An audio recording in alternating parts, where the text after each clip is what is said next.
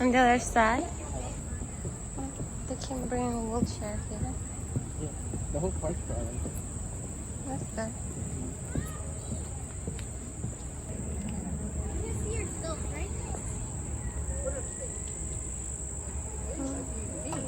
Aún así no se ve tan caro. Oh, sí. Medio solo es. Pero aquí está supuesto haber dos tipos.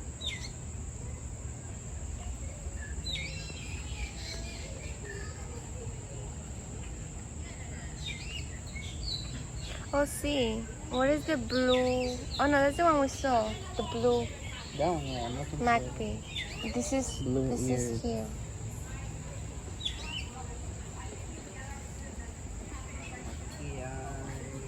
Este azul que está por allá, bien azul. Oh, very tiny. What is that? It's not here though. Se me duele. Es un salvaje.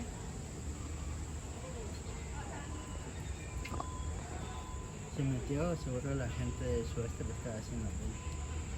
Mm. Ah, that's really blue. Yeah. Oh, aquí hay otro. It's Son dos. nice. Entonces no se metió, porque es tan grande, es como que se meta. Cerca. No lo tienen ahí.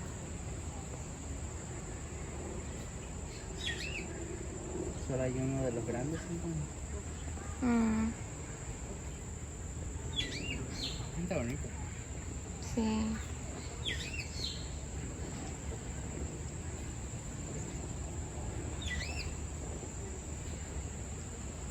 Ese no es el azul. No, ese no es. Aquí.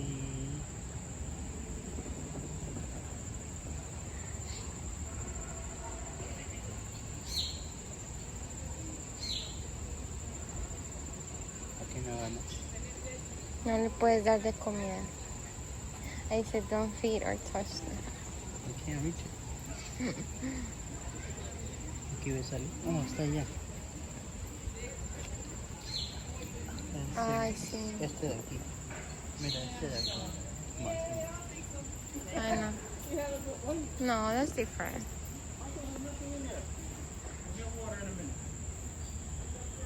That's different. Oh, mira, ahí está. Allá atrás está ese red leg ciervo. Oh, sí, este sí Este es. está grande. Parece algo. Tiene piernas grandes. Sí, ¿no? El pico.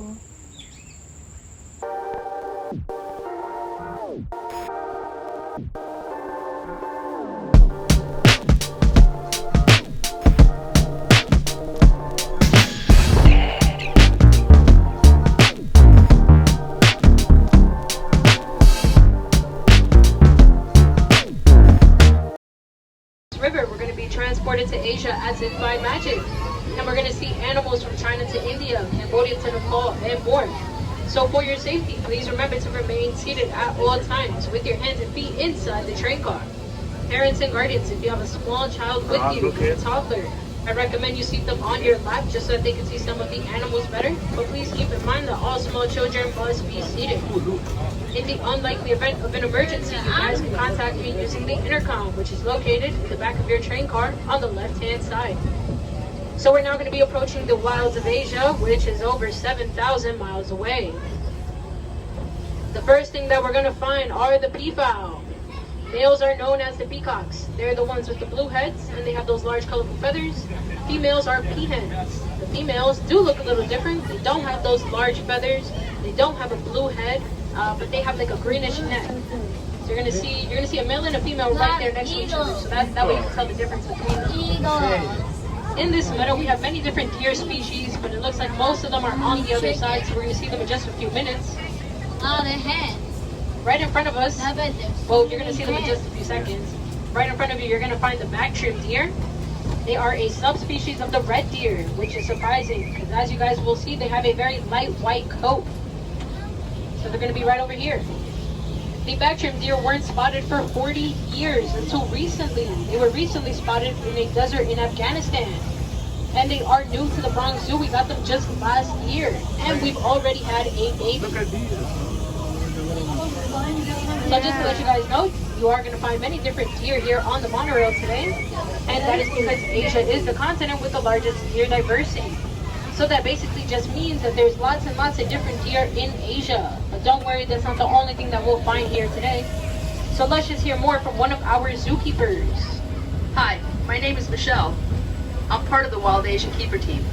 We call this area Kanha Meadow, where we care for about 40 Barasingha deer, 15 axis deer, 10 black buck, and a pair of muntjac. We start our day by checking on all the animals, making sure they are healthy, behaving normally, and safe. Sometimes, fawns and calves are born overnight. Newborns are given a neonatal exam, which includes weighing, vaccination, and tagging for identification purposes. While the animals are in the meadow, we prepare their nighttime holding areas so that they have a safe and clean place to spend the night. Here right in front of us, we're going to find the Mongolian wild horse. And look closely, you're going to find a baby. She was actually born just last month. So she is new to this family here. As I said, these are known as the Mongolian wild horse.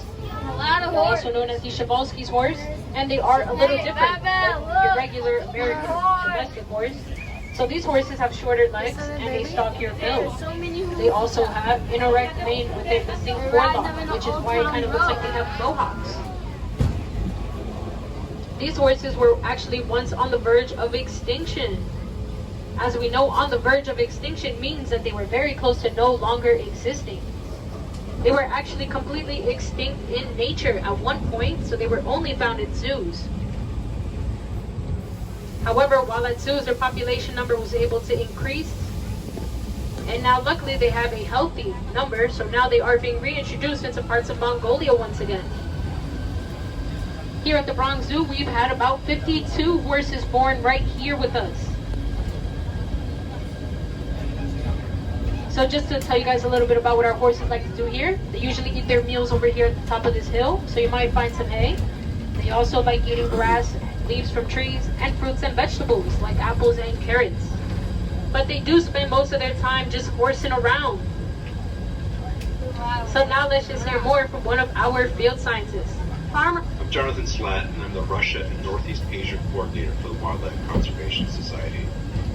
I believe that wildlife has a place on this earth in the wild in the 1960s. And on a recent trip to Kazakhstan, I thought about the ongoing and successful efforts in that country to bring these horses back to the Central Asian steppe. The world needs happy stories, to watch the impossible become possible, and to see hope restored. That's what's happening today in Przewalski's horse. In this next animal enclosure, if you guys look all the way to the right, you're going to find the world's largest cattle over there. It's known as the gaur. So think of the word power, but with a G, so gaur. They're over, as I said, on the far right. A gaur can weigh up to 2,000 pounds, which is the approximate weight of a small car. And they can be up to 6 feet tall and 10 feet long. They are known to be so large and powerful that they can even take on a tiger. So you definitely don't want to mess with these guys. Not a tiger. Take a look at their horns, because that's one way that you can tell the difference between the males and the females. The male's horns are curved kind of like the letter U, while the female's horns are curved kind of like the letter C. We're going to get a much better look at them in a few, but this is what they look like from afar. Unfortunately, the gaur species is vulnerable. This is due to their loss of habitat, and their loss of habitat is due to an increase in farming.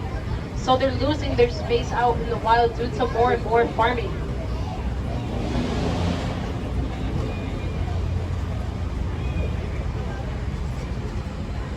So at this point, you guys are probably hearing a strange noise coming from directly behind you.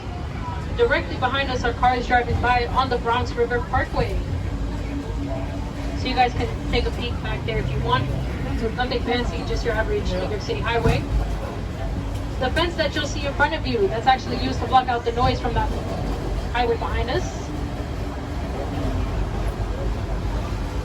Inside of this enclosure, we're going to be looking for a secretive and elusive animal. We're going to be looking for our tiger. So just remember to remain seated, especially in this enclosure. And please be careful with your cell phones. If you drop your cell phone in here, I cannot guarantee that you'll get it back. So please be careful. The tiger that we're looking for today, he's actually my favorite. His name is Penari. He is a Malayan tiger. He's about 10 years old. We're gonna have a hard time looking at him. If you take a look over to the right, you're gonna find him by that fence line there. You might see him for like a few seconds. Hopefully once we pass over him, everyone will get a good look at him. But he is gonna be very difficult to spot right now. Right there. So he's actually right under us. Just make sure you guys are all sitting down. All children must be I don't seated. see it. Thank you. So he's right here. Oh, the tiger. Yep. We might not get a good look at him Down today. there, Sorry, next guys. to the thing. I don't see it. As I said, tigers are very secretive animals. They're usually very difficult to spot. Their stripes help them provide excellent camouflage, and they also like to live alone, which is why there's only one tiger in this exhibit at a time. As we know, tigers have a very large appetite. The tiger can eat up to 40 pounds of meat in one sitting, which is like going to McDonald's and eating 160 hamburgers all at once. But as we know, there's no McDonald's out there in the wild, so tigers stick to eating wild pigs and medium-sized deer. So here we have the gaur once again. So now that they're closer to us, go ahead and ask them, gaur, you guys doing today? Like I said, you guys are going to get a much better look at them now. So you'll actually be able to see how tall they are. Here at the Bronx Zoo, we have about 30 gaur. We have about 2 newborns born every single year.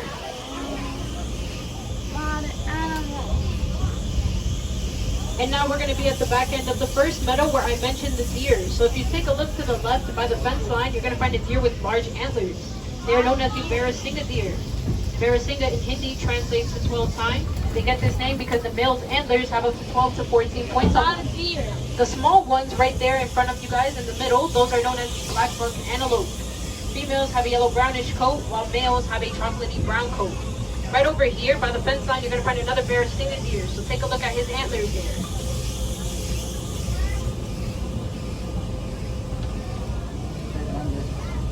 Oh, look at that. That's a big one. So we're going to be approaching what looks like a bamboo forest. And in here, we're going to be looking for our babirusa. The babirusa basically looks like a pig with tusks coming out of their upper snout, but they are not pink like pigs. They kind of blend in with this muddy habitat here, so we have to look very carefully. So for this enclosure, make sure you guys are looking down. You're going to find Linus right there. As you enter, you're going to see him in the bamboo. That was really fast. He's like never hanging out there. Caught me off guard. But that was Linus, and then over here we're going to be looking for Kenneth. Let's see if I can see Kenneth. Kenneth is going to be to the left of the pond. Take a look there, to the left of the pond. You're going to see Kenneth walking around there. But if you had trouble spotting them, don't worry about it. You have absolutely no trouble spotting our next animal. Up next, we have the world's largest land mammal, the elephant. I'd like to introduce everyone to my good friend Happy. Happy is an Asian elephant, and she's about 52 years old. But as you guys can see, 50 is the new 30 here at the Bronx Zoo because she looks amazing, doesn't she? She receives lots of attention here. She gets baths, pedicures, and that large tree stump that you see on the left, that's actually an elephant-sized back scratcher. So you guys can see Happy there playing with the dirt. She's using her trunk right now. As we know, it's a very useful and powerful tool for elephants. The elephant's trunk has up to 40,000 muscles. So it helps them pick up just about anything. They can pick up a single blade of grass, or they can even tear down a tree branch. As I said, Happy is an Asian elephant. The African elephant is a much larger species, but the Asian elephant can weigh up to 10,000 pounds. As I said, guys, this is our elephant, so no one needs to be standing at this time. Everyone can see the elephant from afar. So can the child in the back of the train please sit down? Thank you. We're now going to be getting to my favorite part of the tour. We're going to be looking for our rhinos. And let me see, it looks like they're on the back end, so we're going to speed up here to catch up with them. But you guys can see them all the way in the back on the top of the rock there. The large muddy pool that's right in front of us here, that's called a mud wallow. Mud wallows are very important for rhinos because, believe it or not, they have very sensitive skin. So they like to sit, lay, and roll around in the mud. The mud is just used to protect their skin from the harmful sun and from bugs. So as I said, just keep looking to the right. You're going to see both of our rhinos there up on the rocks. And this is my favorite part of the tour, simply because today in this enclosure we have Priya. Priya is a new mom. You're going to see her with her son Patrick. Patrick is only one. He was actually born in June of last year. So he's 1 and 2 months, so 16 months. Or 14 months, sorry. Priya was pregnant with Patrick for 16 months. Almost a year and a half. 16, yep, 1-6. Which is actually normal for rhinos. But Patrick was weighing about 200 pounds at birth. So Patrick was born right here at the Bronx Zoo. So he's a true New Yorker. He's gonna grow up to be a Yankees fan. I hope. So like I said, they're over there up on that rock. You have Priya and Patrick. Unfortunately, rhinos are endangered. Recent estimates show that there are about 2,700 rhinos out in the wild. So let's just hear a little bit more about rhino conservation. WCS works in the field. The rhinos you see here are Indian rhinos. We work with habitats all over the world that are homes to rhinos. Here is a note from our field office in Sumatra, Ed Wulan, who works with the Sumatran rhino. Sumatran rhinos are the smallest of the world's rhinos.